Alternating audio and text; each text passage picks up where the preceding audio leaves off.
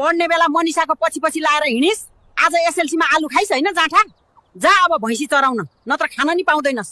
Guys, पर्चन्ने भनेर 2-4 वटा मुर्रा पाल्न थालेको, मुर्रालाई सुहाउने राँगा नभेटिँदो रहेछ। तपाईहरुले राँगो चिन्नु भएको छ भने मेन्सन गर्नु त प्लिज। यो जाठो भैँसीले राँगो खोजेर कराएर बस्नै दिएन। अब यो गर्मीमा मैले राँगो कता खोज्नु गाइज? गाह्रो छ जिन्दगी छ। गाइज, आज म शिकार खेल्न आएको छु। आज म बाघको शिकार गर्छु। भ्लग हेर्दै गर्नु, जानकारी गराउँदै गर्छु। जाठो बाघले उल्टै मेरो शिकार गर्छ क्या हो न? हे प्रभु, मलाई बचाऊ। गाइज, यो बाघ त साह्रै गजको रहेछ। भरे टिकटकमा तेरो भिडियो पोस्ट गरिदिन्छु भनेको, आज मलाई जंगल सफारी गराउँदैछ। केटा हो, मैले भोलिबाट रक्सी खान छोड्छु। त्यसैले मलाई आजै बोलाएर टन्न पिलाइदेऊ होय। गाइज, हिजो भोलिदेखि रक्सी खान्न त भने थिएँ, तर पूजाको भट्टीमा खान्न भनेको आज अस्मिताको भट्टीमा आएको छु।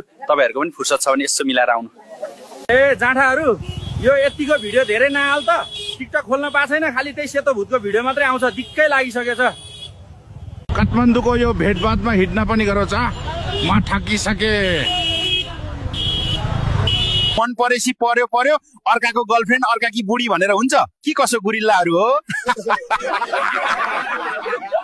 कति हन्सम हो म, हाइट।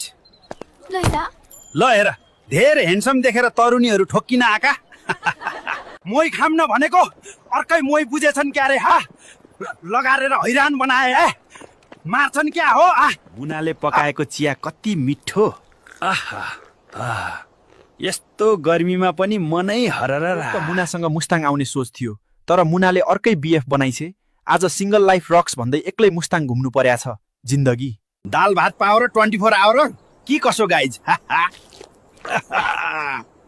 आमा, भात अझै ल्याऊ। मलाई धेरै टेन्सन छ यार। मेरो साथीले भोलि दिन्छु भनेर मगेको पाउसा 2 वर्ष भइसक्यो, अझैसम्म दिएको छैन।